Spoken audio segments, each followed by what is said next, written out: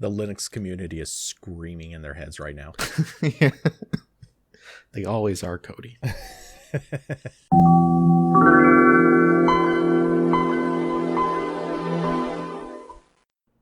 Welcome to Tech Tales. I'm Corbin Davenport. And I'm Cody Toombs. And today we're talking about Project Star Trek, which was a project at Apple to bring the Mac operating system and platform and everything that you'd expect from a Mac to PCs. That's fun. To boldly go where no Mac has gone before? That's literally why they named it Project Star Trek. You already guessed it. Good job. I can't claim to be proud. That one really felt like it was set out there to be an easy hit. The Apple engineers were not very innovative on that one, but that's fine. So have you heard of this at all? Are you familiar with this? Okay, so if it's what I think it is, I know a little bit about it, not a lot, and I definitely didn't know it was called Star Trek. Okay. So what I know of it was the effort that they made to basically license out Mac OS to the PC market so that third-party companies could put it on computers. If that's the same thing, I know some. Okay. That is this. So okay. That's good. So before I talk about Project Star Trek directly, I want to give kind of a brief overview of what the PC landscape was like in the early 1990s. And for this, I'm only talking about IBM PC compatibles, or like what we call PCs today. There is obviously still I think Atari was still around. There was like the Amiga, that kind of stuff. We're just talking about PCs here. Most PCs at the time were running Microsoft's disk operating system, or MS-DOS for short. And that was kind of the very early computing where you're typing all your commands. But Windows was becoming increasingly popular. The first version of Windows came out in 1986, I think, or 1985. And it was starting to really ramp up in the early 1990s. But it wasn't an operating system like it is today. It was just a very large DOS program. So it ran on top of DOS. I like to think of it as sort of a component of a UI. Or rather, it was the UI component that we would now associate with being part of the operating system. It just came in a separate box that you had to pay for as a completely separate thing. Yeah, and importantly, there was software that would only work if you had Windows. So even though Microsoft DOS was the most popular operating system for PCs, there were other DOS systems that were developed by other companies, and most of them were designed to be compatible with MS-DOS to some degree. One of those was DR-DOS, which stands for Digital Research DOS. And that was initially developed by Digital Research, and then a company called Novell bought it.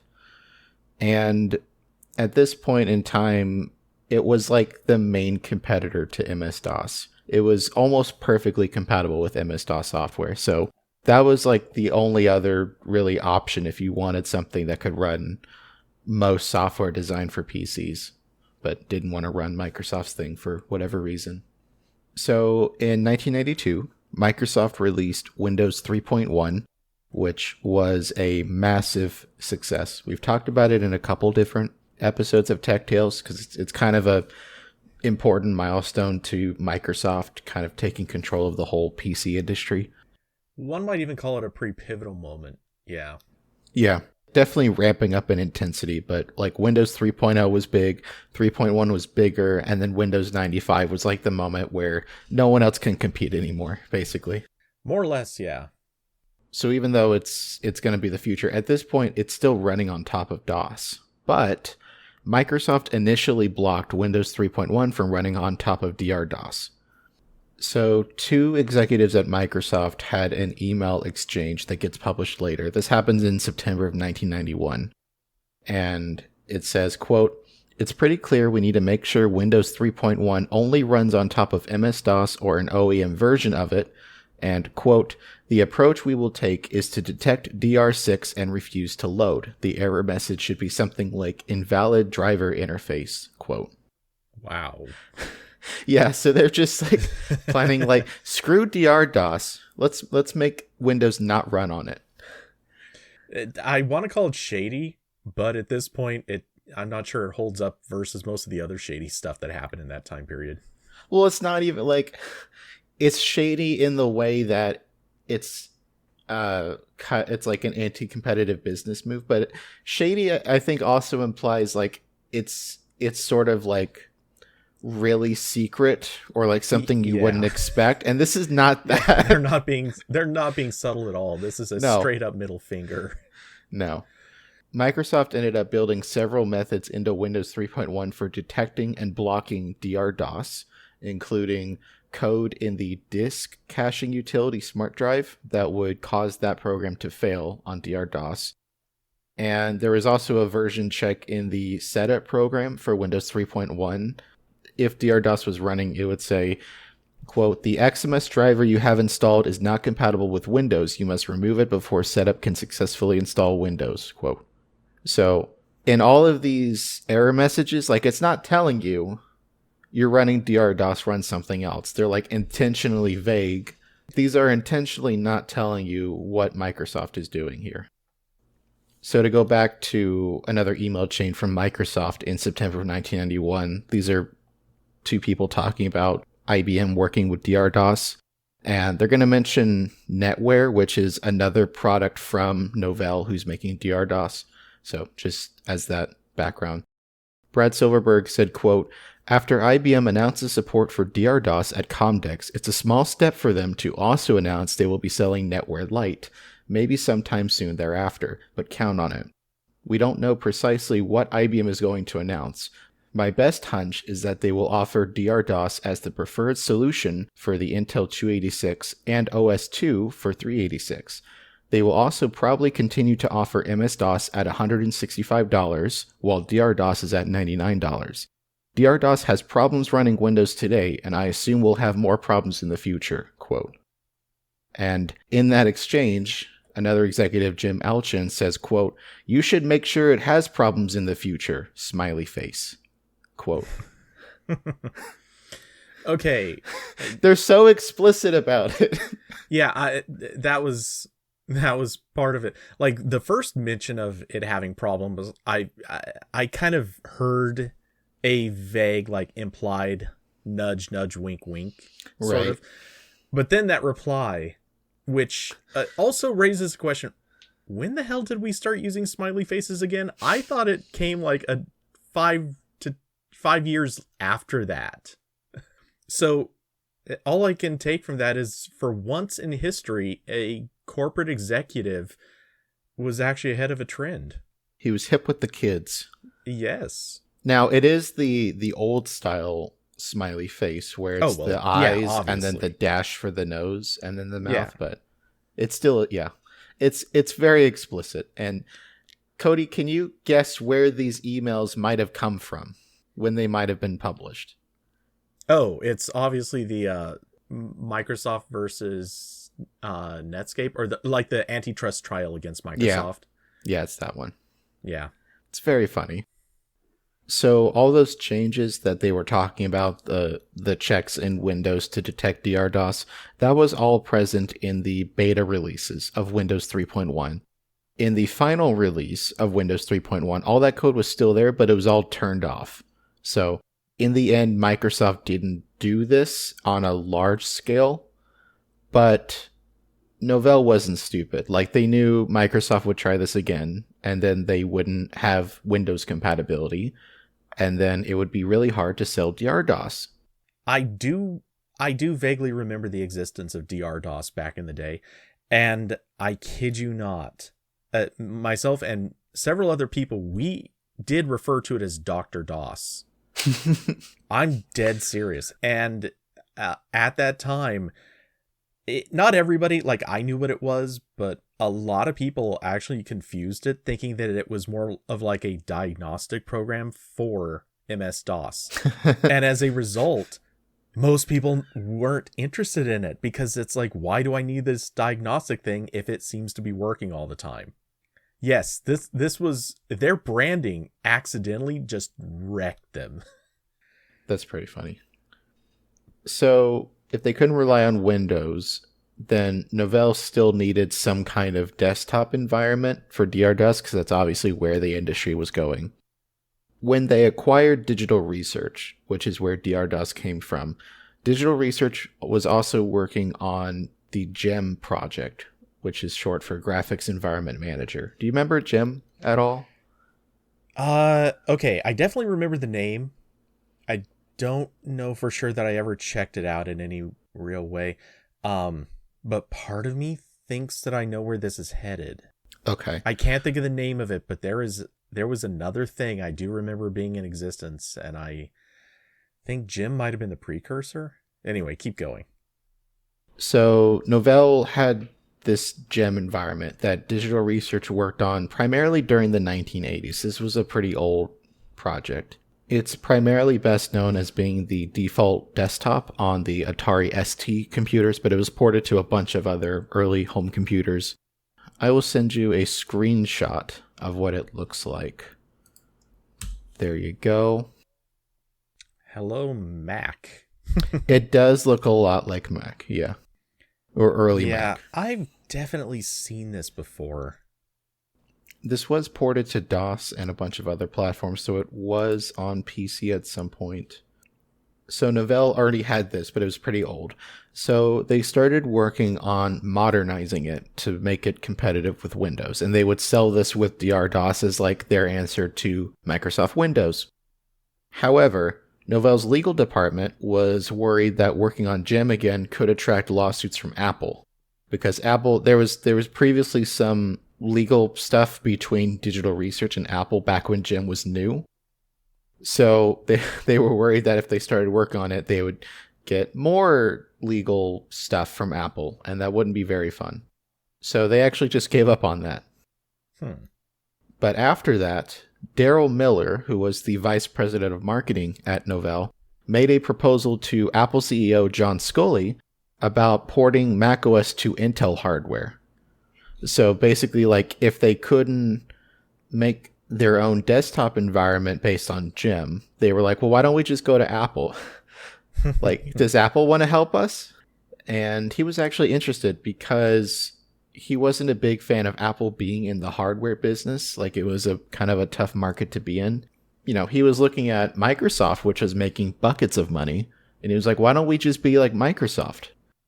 It's important to remember this is not the macOS we know today. This is good old school macOS.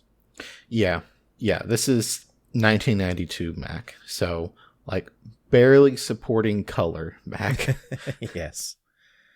So, Apple officially started work on this project in February of 1992 with the code name of Star Trek, because, as Cody said, it would boldly go where no Mac had gone before, which was a reference to the opening monologue in Star Trek.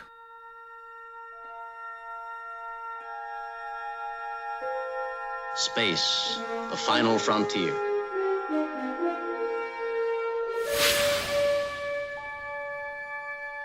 These are the voyages of the starship Enterprise. Its 5-year mission, to explore strange new worlds, to seek out new life and new civilizations, to boldly go where no man has gone before. This is kind of interesting. Intel CEO at the time, Andy Grove, also supported the project because he was kind of worried that if things kept going the way they were going, that Microsoft would have too much power in the PC market, which ended up happening. So yeah. He was, not wrong there. He may have had a good sense there. Yeah.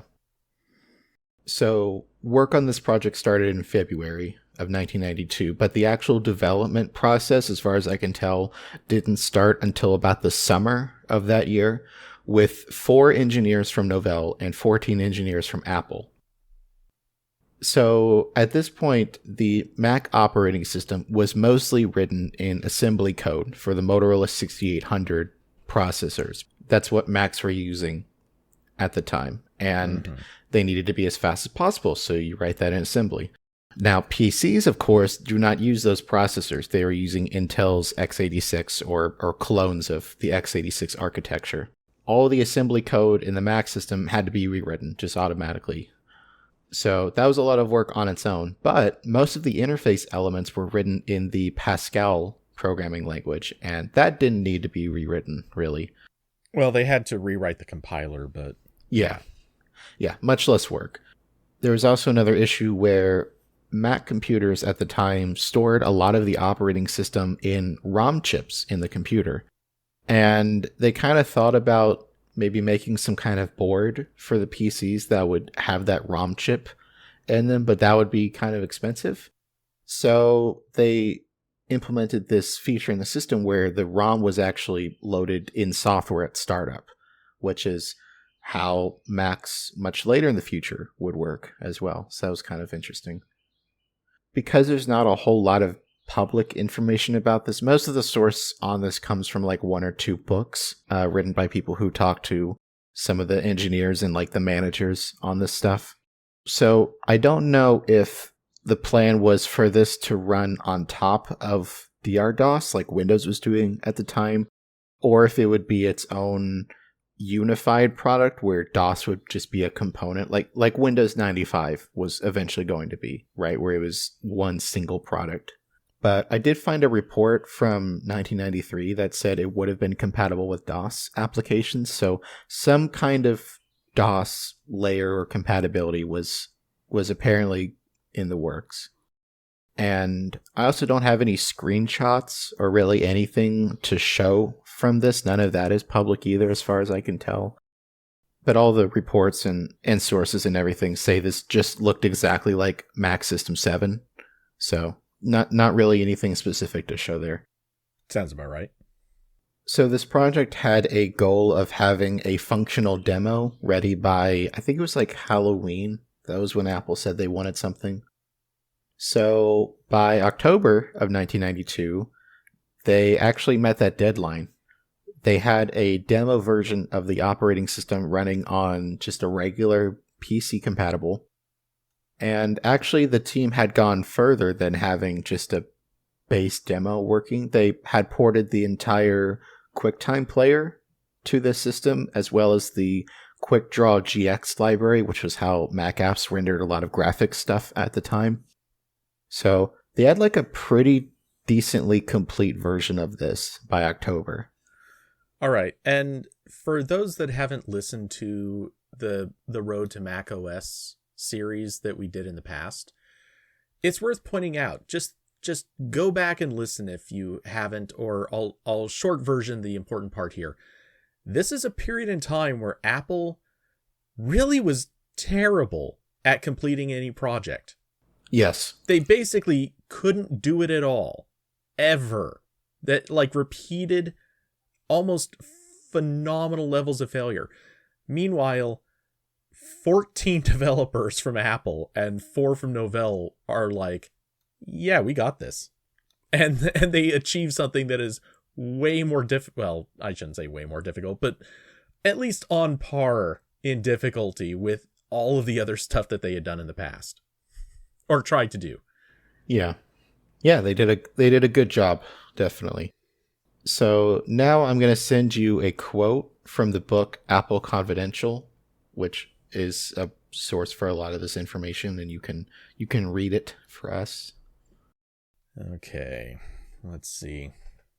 Now it was up to the team leader, Chris DeRossi and Rogan Heinen, VP of Software Engineering, to convince Apple's executive staff that Star Trek was worth pursuing. On December 4th, they presented the Star Trek prototype to the assembled staff, many of whom couldn't believe their eyes. From all outward appearances, here was the fabled Mac OS running on an Intel computer. Star Trek had managed to penetrate deep behind enemy lines. Fred Forsyth, head of Apple's manufacturing business and hardware engineering, saw his career flash before his eyes. If Apple was successful in getting the Mac OS to run on Intel, demand for Apple's hardware would likely slump. Furthermore, the company was committed to moving the Macintosh to the PowerPC, and the Star Trek project was perceived to be a threat to that effort as well. How would it look to partners IBM and Motorola if Apple was porting the Mac OS to Intel processors at the same time it was collaborating on the PowerPC? Over these objections, Heinen was given the go-ahead to have his team attack the detail work to make Star Trek fully functional. So that's another thing we talked about in the Road to OS X series and the IBM OS2 series is in the mid-90s, Apple's main attempt to compete with the PC was working on this PowerPC platform with IBM and Motorola.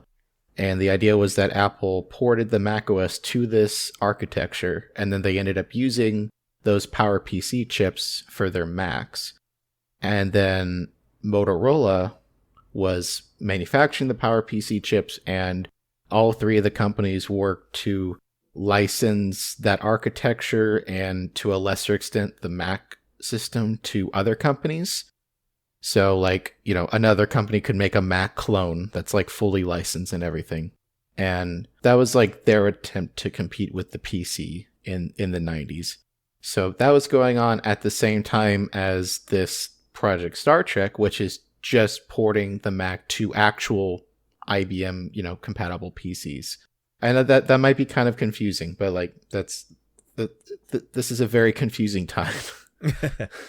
Well, they recognized that there was some value in what they had already built.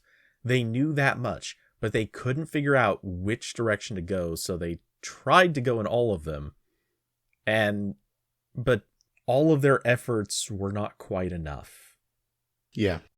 So the team working on Project Star Trek received bonuses of $15,000 to $25,000 for their work, and they were sent on a paid vacation to Cancun, Mexico. Yay. Cheers. Yeah. Don't drink the water. Yeah. Sorry. So while they were on vacation, Apple and Novell were left to decide what to do next. And actually, in December of 1992, they reportedly discussed a merger, which is interesting. So I've got an article from the Baltimore Sun by Lee Gomes. I'm not sure. It's like Gomez, but with an S. From December 9th of 1992. And I'm going to force you to read this one too. Talks between Apple's president, John Sculley, and Novell's president, Ray Norda, have been a closely held secret known at the two companies only by an elite group of senior executives. But information about the discussions was provided by a person in the financial community with contacts at both companies. There is no guarantee that the negotiations will succeed. Exploratory merger talks, not uncommon among high-technology firms, often fail to produce an agreement. But if nothing else, the discussions show the seriousness with which both companies take the threat of Microsoft Corporation and its continued dominance of the computer software world. The logic behind an Apple-Novell merger stems from two marketplace realities. As a provider of desktop computers, Apple has not had the success it wanted in penetrating computing's largest market, the corporate computing world, which buys tens of millions of machines a year and which has a propensity towards systems designed by IBM.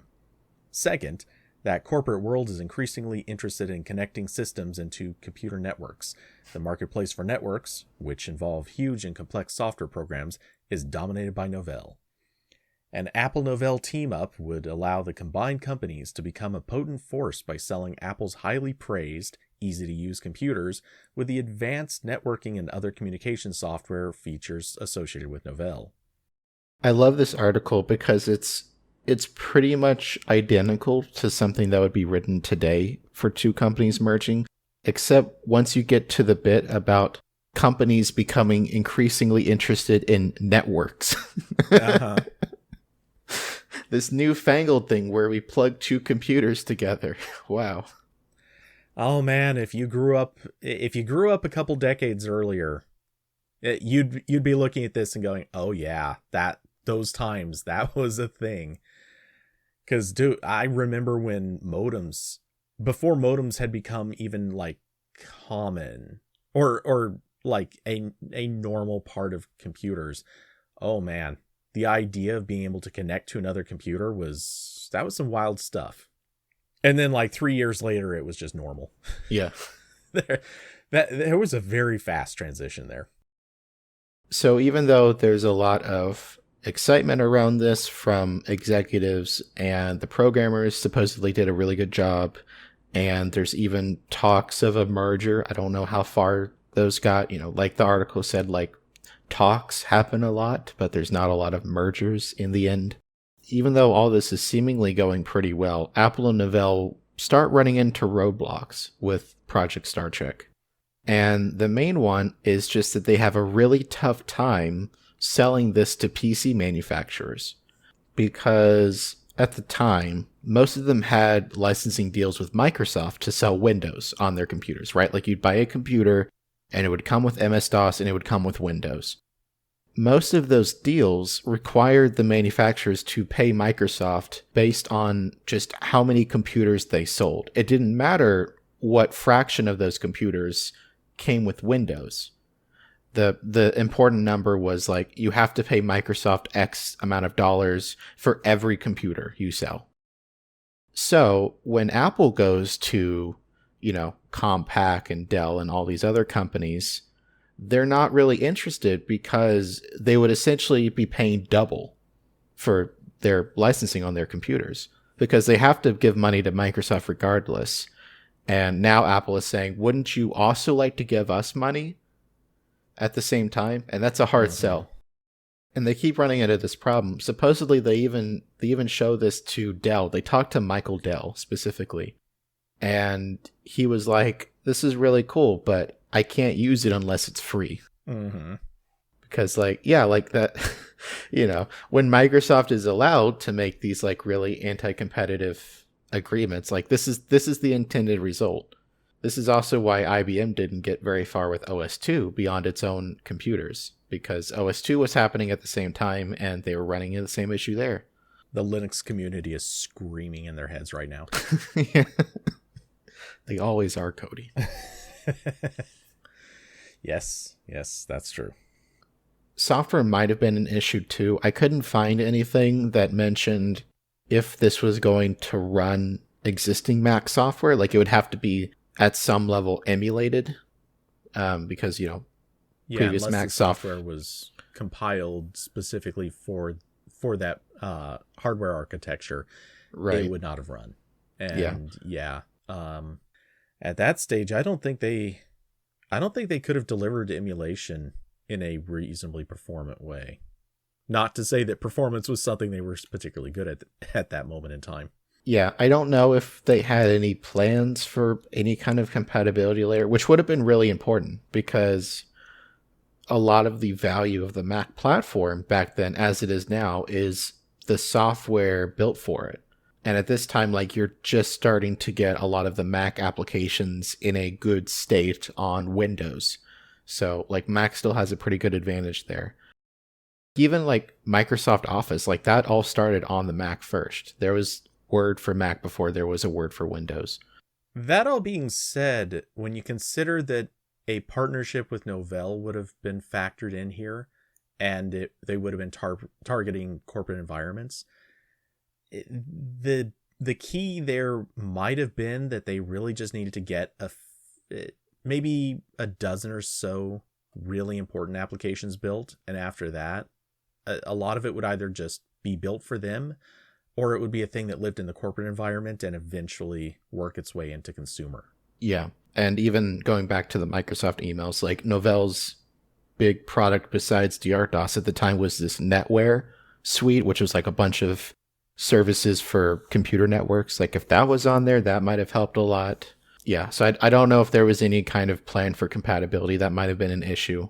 And also just there would have been the general issue where this would have turned Apple into another Microsoft, basically. But Microsoft was already a really good Microsoft, right? Like I don't really know if they could have been a good competitor there, because even if you take out those anti-competitive agreements, which absolutely helped propel Windows into the place it is today, like Windows was also just becoming a really, really popular product, and it's hard to displace the top product in a market. like you mentioned before, Apple had such a difficult time with any kind of product strategy in the early and mid 90s. So like I don't really know if this would have worked out even if there hadn't been the other roadblocks in place, because Apple was just so poorly managed at this time. Yeah, it's hard to say how it could have gone, but at least if they didn't have the other issues in place, yeah, they could have still failed, but at least they would have stood a chance. And they did have, very realistically, they did have a market that would have been keen on this kind of a product. I mean, we are talking about most people had no idea how to work a computer. So the idea of handing them something as simple to use as Mac OS, assuming it was still simple to use, that would have been really, really attractive for the notion of putting computers out into an office environment. It's the same as why corporate environments today kind of look at Chrome OS as a thing that might be attractive, because you want to be able to just give your employees something that they don't have to have computer knowledge to use. They just have to be trained on the specific pieces of software. And Windows was objectively not that good at this. Yeah. I mean, it was better, honestly, it was better then than it is today, but it was still not very good.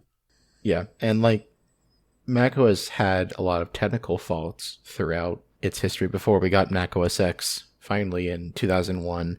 But the design of it was always really good. Like there's a reason why early Mac was the reference for Windows and OS2 and almost every other attempt to make a desktop environment, because like it was pretty good.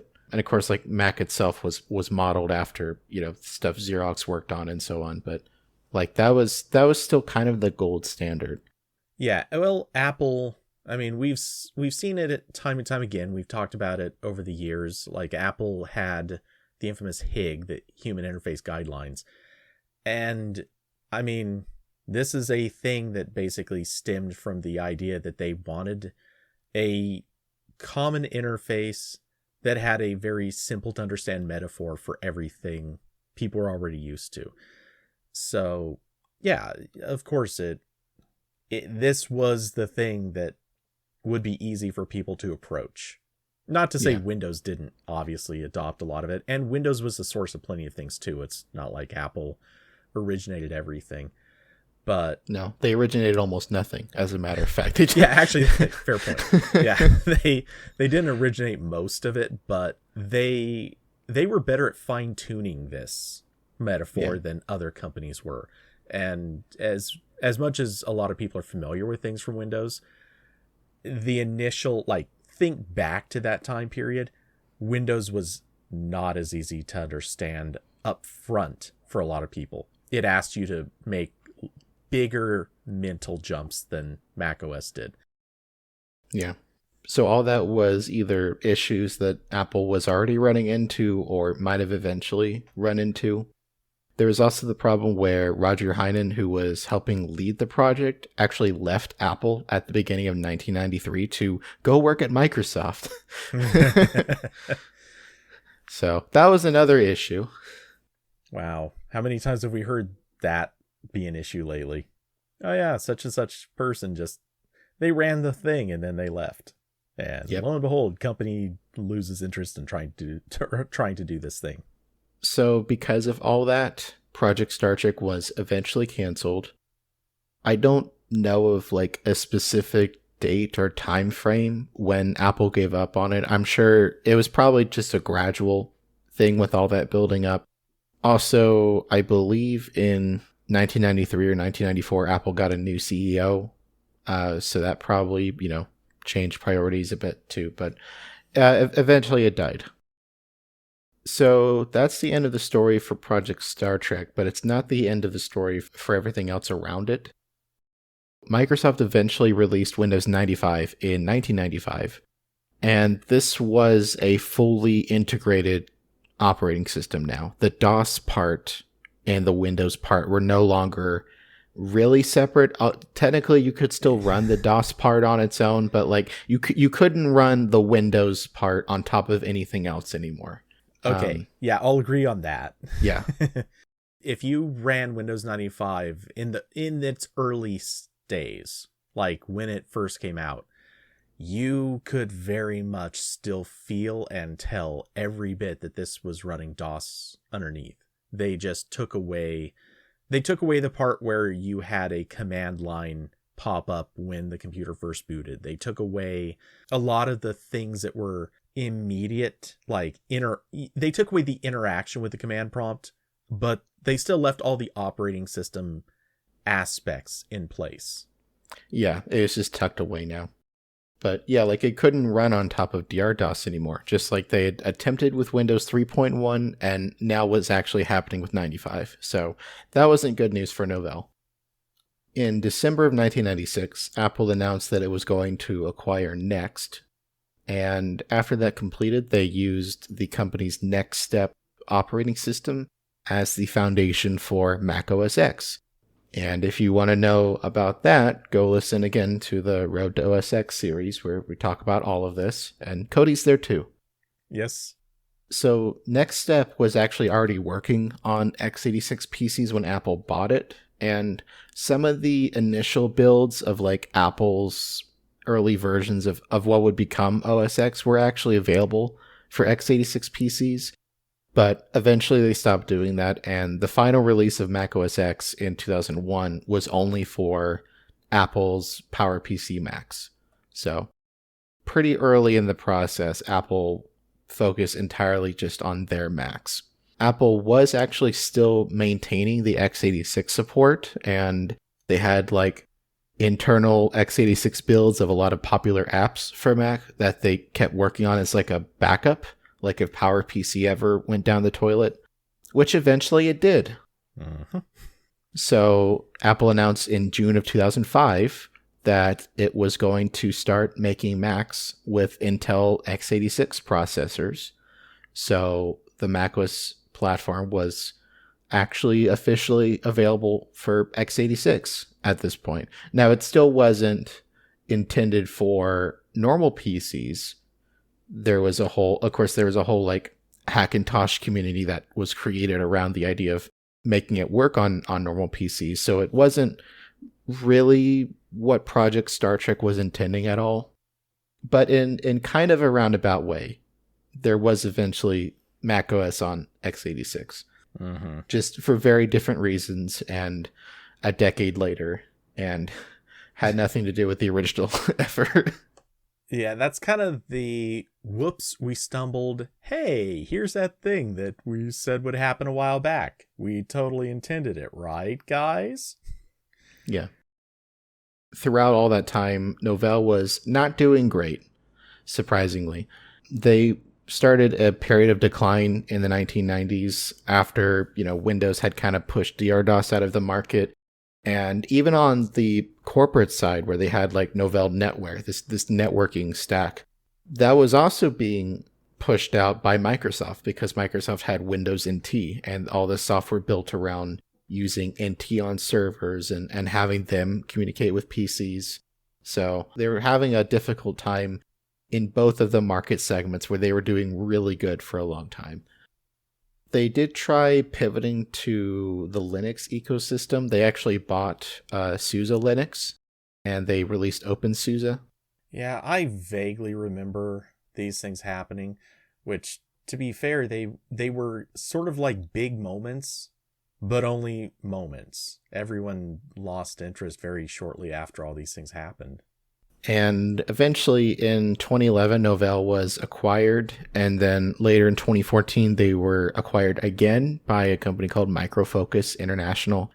And at that point, they were just sort of absorbed into that company. So they stopped being Novell entirely.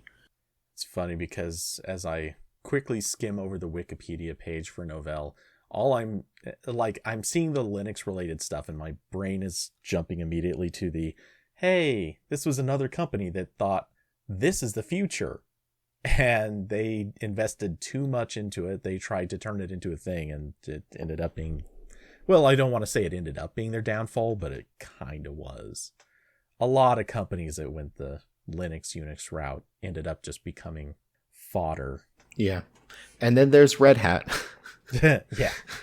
The one company that just won't seem to go away and somehow almost flourishes-ish. Oh yeah. Yeah, they were doing pretty good. I don't know if like at this point, but definitely at other points in history they were killing it. Yeah, I remember Red Hat.